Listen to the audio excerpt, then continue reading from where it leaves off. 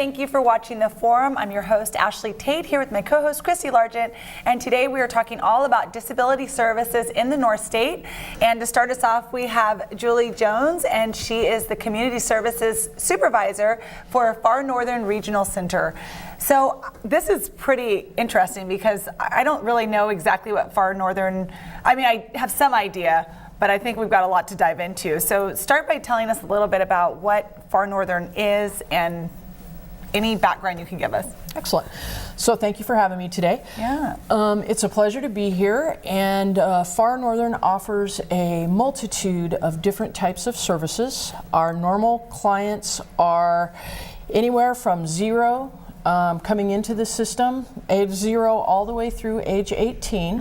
And at times we do take people that are over the age of 18, just depending upon the disability and how it occurred in their life. Oh, okay. But we serve pretty much the gamut of disabilities: autism, traumatic brain injury, epilepsy, muscular issues, Yeah. any number of disability that can cause somebody to, need a little extra help in their life to get going and moving forward. And it is our goal to serve a broader range of people and connect them with the most appropriate services and give them the best life possible and help them grow. So when you say we serve, what do you mean by that? Well, Far Northern's kind of an interesting entity. We're one of 21 regional centers throughout the state of California, and as always, California is very progressive. Oh, yeah, absolutely. And so what Far Northern's role is to look at our clients as they come in and try to assess them and then connect them and develop services that can help them live their best lives. Okay. So it could be anywhere from finding them an integrated job in the community, which is one of our newer programs, to connecting them with, say, a day program where if they're interested in art or something like that, we can find a program that's going to help them. And just find ways for them to contribute in the community that gives them a sense of belonging, sharing ordinary spaces, and reaching the milestones that we all want to reach in our lives. Absolutely. So we're looking to develop those types of things all the time. Okay. So is it something, how can like a community member, if they like what your program does, can they just come to you guys and ask if they can be a partner? Or is there some sort of process that you guys have to go through to have these people as vendors? Well, there's a kind of a process. We can connect people in the general community, and we are looking to do that all the time. If you've got a fishing service or an ATV club, we would love to hear from you, because we have people that we serve that would like to be involved in those things and get out and do lots of mainstream fun activities. And do your vendors have to have any sort of special training to do that? Well, to work with your a clients? specific vendor would be receiving payment through the state, which kind of we look around and try to find those services, and then we would vendorize you. And if you wanted to become a vendor with Far Northern, I highly encourage it. We're always looking for those community integrated programs that'll help get our folks out there. But there is a piece of paperwork that they would go through, and in terms of establishing a rate and getting that service out there. And then what our service coordinators do is they try to connect our clients to those services that are out there. So we're always looking to develop new services and new inclusive integrated things for our clients to do. I was thinking about, we had the show a couple weeks ago with Exodus Farms. Yes. The horse thing. Like something like that could be potentially a great combo, because they would get actual money to help the children that they love helping anyway. Right. So, and you help them with the process of like getting vendorized. I love that word. I know. They get you vendorized. And that's largely what my role is, and my team, the community services team at Far Northern, is. And I want to be clear that once you're in the Far Northern system, it doesn't stop at age 18. We follow you throughout your life. Normally you come in at a point anytime between 0 and 18 years old, and then those services follow you your entire entire life. That's so amazing. our goal That's is to neat. help folks meet all the milestones in their life as they go through.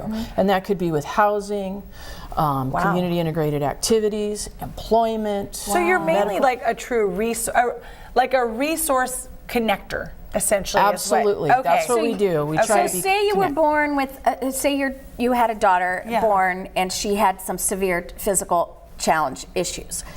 As a mom, maybe the hospital would say, Christy, you ought to call Far Northern, or so then I'm trying to get the process what's the here. referral process? So so they would tell me to call. I would call you, and then what are the steps? What would happen from that point? So what would happen is you would be brought in for an assessment appointment. You would talk to a person that is set up to do assessments. You would meet with one of our doctors and our nurses, and you'd have a pretty lengthy kind of sit down to really identify what type of services you would need. Okay. Yeah. And then once that assessment went forward, if you were found that you needed those skills or those services, we would try to connect you with those services. You'd be assigned a service coordinator, and that service coordinator would then work with you to reach out to all the different venues in our community. So they kind of hold your hand and walk you through, Absolutely. okay, you need to call this physical therapy, you need to call this speech and they therapy. may even call them for them. Oh, okay. And just depending upon what the situation is and what the need is, the service coordinator is going to step in and provide and make those connections and get the process moving forward and establish how it's going to be paid for through the state and through what we call an authorization. Sure. Now, if we back up for just a second, because I liked where your question was going, and I just wanted to ask, so can people self-refer, or do they have to be referred in by another service? People can pick up the phone and say, you know what, I just feel like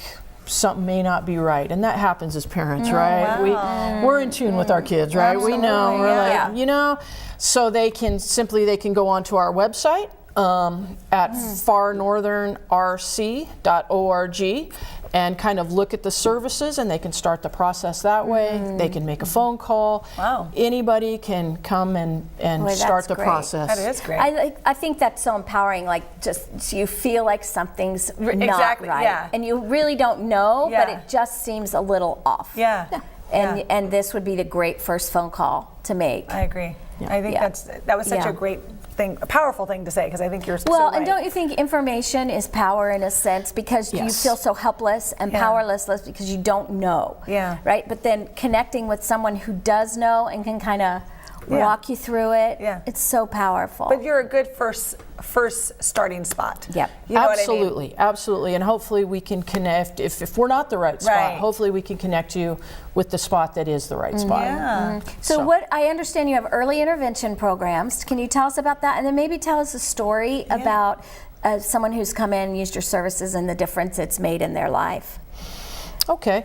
Early intervention, you know, that's kind of a 0 to 5 piece where they're coming in, like that conversation that we just had, you know, mom, dad aren't quite sure what's going on, or, you know, something will be triggered by their school or something, hey, you might want to. So they'll come in, they'll get assessed, they'll get services that they need to give them the best jumping off point. That's right. And then when they get to around 5 or so, really kind of the school will step in and we'll kind of provide some what do you call it? Periphery services. And the schools will kind of take over with the educational pieces and that sort of thing, and we're kind of in the background to support. And we start to try to help, and we're moving to a much more proactive approach where we're going to start coming in and helping much earlier and connecting with our schools and our high schools to raise the bar of expectations. Now there are so many opportunities now you had something clients. Like internships and yes, we do. So we've got the federal government is helping out right now in this phenomenal program where we will actually help an employer with $10,400 to bring one of our clients in to work for them. Wow. Which is really stellar, right? Yes. Because wouldn't it be great if you could always try your your employees out first, right? I know. Yeah, that would rock, right? So that's kind of what this is that money goes directly for paying wage and the employer burden.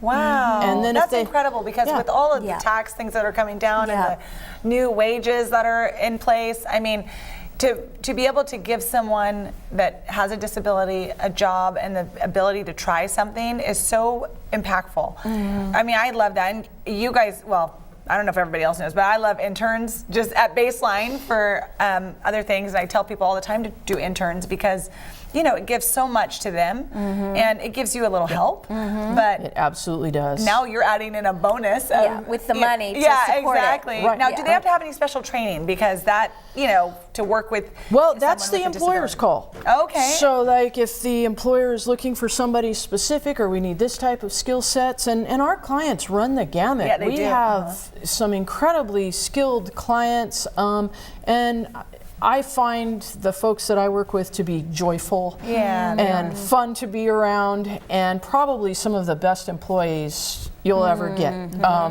because they're delighted to be in the community and be with folks. So I encourage you, if you are an employer and you're looking for good employees, to tap into us and see what we can do. What does that process generally look like? You would use our website. And there's a gentleman that works for us. A lot of folks in the North State know this guy. His name is Sue Seichow. Oh yes! Oh my gosh! Okay. Every time I say his name, everybody knows it. It's like, I know Sue. Yes. Well, he's a go-getter. He's just delightful to be around. Yeah. And a great sense of humor. And he is the gentleman that is helping connect all of our internships throughout the 9 counties that we serve. That's neat. And I got to tell you, it's just fun to work with Sue. Yeah, so I encourage everybody to give this guy a call. And he loves to dance. So the best, this is a perfect segue because our segment is finished, if you can believe that. The website, once again, because I know a lot of people are going to be interested in finding out more. Okay, it is farnorthernrc.org. Yeah, so that's easy to get, and you mentioned calling, and the phone number is 222-4791. That's area code 530. Thank you for watching the first half. Thank you, Julie, for coming on. We loved it, and we'll be right back with the second half of our show.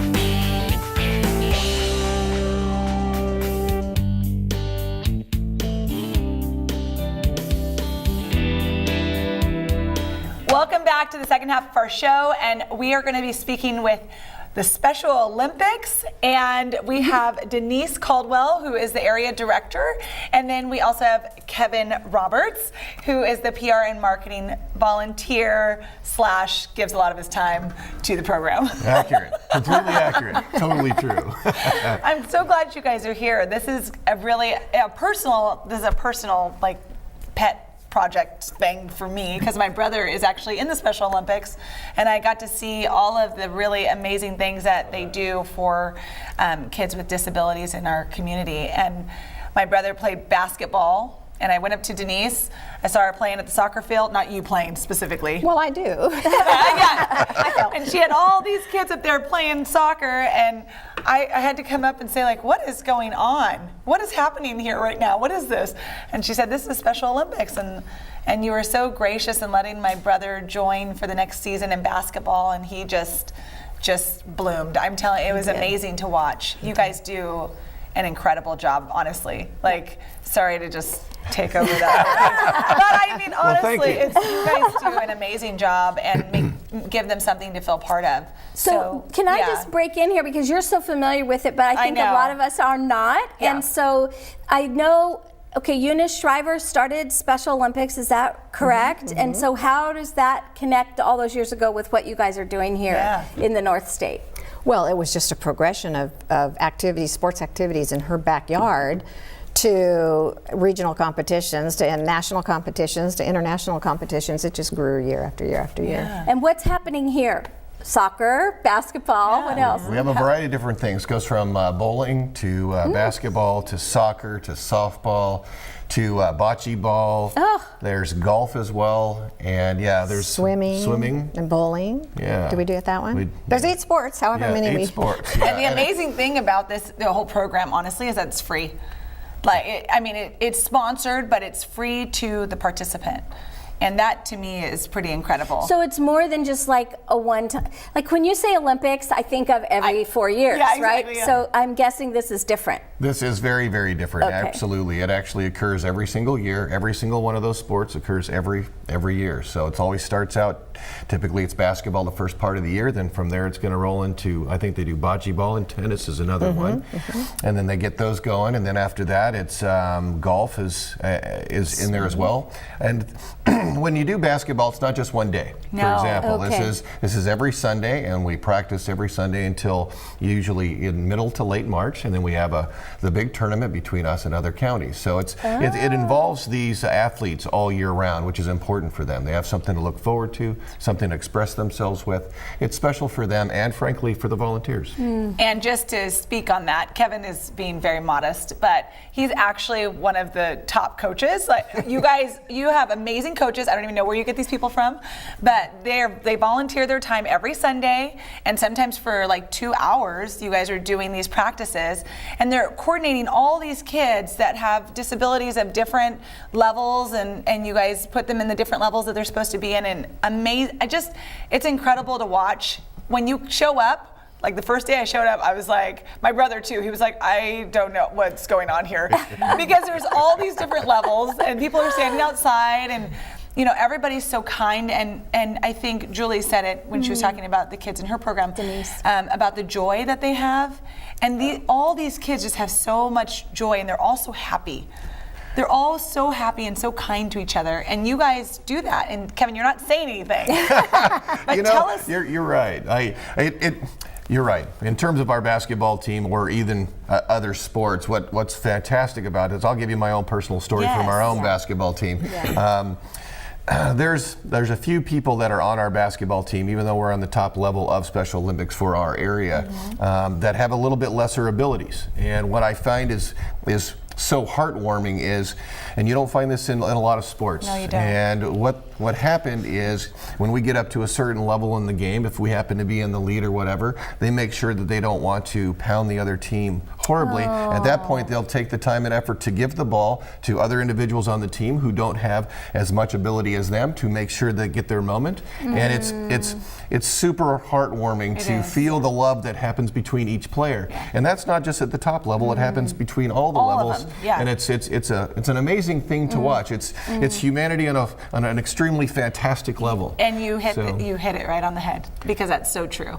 And Denise, you do such an amazing job, just allowing people to. I mean, when I came up to you, I think it was like mid-season, and it was actually past the deadline of getting the application in, and she worked with our family, and she made sure my brother was part of everything. And the process is very simple. It's filling out an application if you are even interested.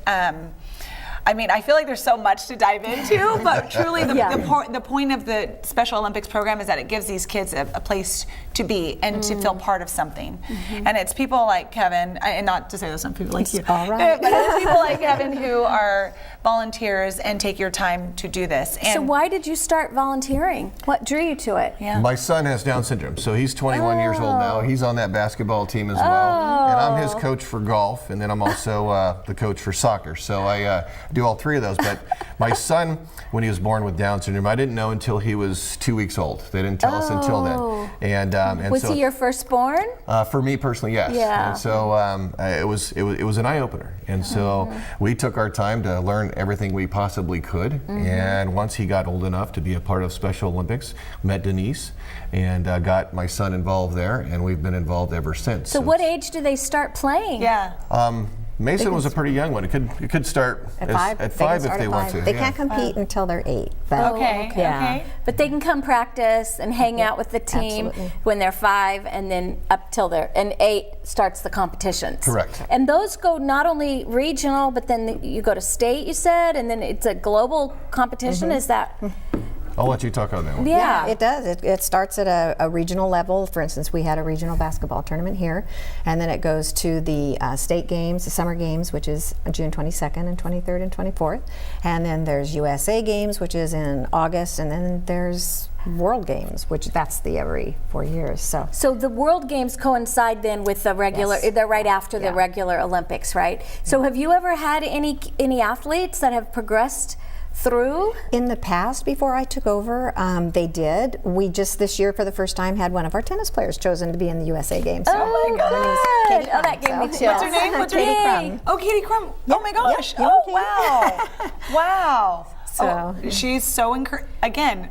And you know her because of? She's on my brother's basketball team. Or she was on my Okay, so brother's she's just an all-around athlete. So they're not single sport athletes. No, then. in fact, most of our athletes, because they love Special Olympics so much, they almost play. Wouldn't you say I every would- sport? I would Almost every sport. Yeah, I bet 90% of them play each and every sport. And it's both girls and boys. yes. Oh, yes.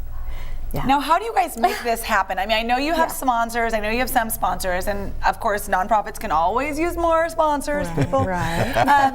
but I mean, how do you make it happen? Because I know that getting grants and stuff isn't always so cyclical. Like sometimes you have more than you whatever. So how do you make it happen? Is you volunteers? So I'm going to let Kevin answer that, but I want to make sure that everybody knows that I think the reason that our program is so successful is because it's absolutely run by volunteers. Okay. Totally. None of us are paid. We're just parents or volunteers in the community that come out, and we have an amazing resource, which I'll turn over to Kevin. We have one extremely large sponsor here in the North State, and that is the Reading Pro-Am. It is a golf tournament that occurs each and every year, and it's coming up on June 8th through the 11th this year. Oh, wow. And as part of that golf tournament, the Reading Pro-Am contributes a large sum of money to us that stays strictly in Shasta County, does not go anywhere else. It is strictly for our benefit, and without them, our program doesn't run. Without a doubt, they put a big chunk of money Because you have to in our probably pockets. pay for your practice facilities and stuff, right? Facilities, Jerseys. when we travel out of Balls. town, food when Yeah. we travel out of town, equipment, yeah, I mean, venues. those kids don't have to worry Referees. about anything. No. Honestly, That's and it is a amazing. Or their well-run- families. They've got enough to worry about if they're dealing with issues that are ongoing. Yes. Denise, how did you get involved? Well, I too have a son with Down syndrome. Okay, okay. So, your life just sort of goes in a different direction when That's that right. happens, and you just step into it. Yeah, I have a girlfriend whose son is a year, and he's Down syndrome baby, and he's been a joy and delight for their lives. It's Yeah. amazing what they do to you. They bring out a different side of you that you never knew you had, and it makes you look at life in a very different way. Look at the big grin. It does. It does. Well, it does. It's just it's incredible. Like they have a way of looking at life that just makes you realize. It puts your life in perspective. Yeah. It makes you. I love your brother, by the way, Thomas. Oh, if yeah. you shop at Trader Joe's, you'll see Ashley's Yes. brother. They resemble each other, and he always has this huge grin, big hug, Yeah. so loving. And he's not Down syndrome; he's just a little delayed, right? Yeah. Yep. He has processing disorder. So Yeah. ADHD and a processing disorder. So. And yet he's fully integrated into life, and his brings joy. And you guys are experiencing that. And so, if someone wanted to volunteer with you, how would they go about doing that? They can call our number. It's 241-3060, or get on Facebook, Special Olympics Shasta County. Okay. Type it in, and we're right there. And it'll let you know all the sports, when they start, what time the Okay, practices everything is are. on. You have it all listed on It's all Facebook. there, yeah. And what kinds of things would you need? Sorry, Need. would you That's it. need for What do you need? volunteers? Yeah. Like what is the volunteer commitment? It could be a short-term commitment. It could be a longer commitment. If they have a particular sport they enjoy and love, we would encourage that person to come out with us and tell what they're good at. And if they can contribute a little bit more in these different sports, that would be huge for us. Oh, they always do. They're hooked as soon as they volunteer. They're hooked. Yeah. Oh man, I know. I got tricked into it. A woman's got to do what a He woman's loves got to do. it. He loves it. I do love it, as a matter of fact. I would never give it up. Three-sport. Well, how many adults can say they're three-sport athletes? Right? Right, that's pretty awesome. So once again, the Facebook page is Special Olympics Shasta County. Special Olympics Shasta County. Well, what a heartwarming was show this fast. has been, hasn't it? Got to hear about Far Northern, got to hear about the Special Olympics. Thank you guys so much for coming. Thank you for having us. And, you know, once again, we appreciate you watching us so much. And we hope that you'll have a wonderful week, and we'll see you back here next week, same time on the forum.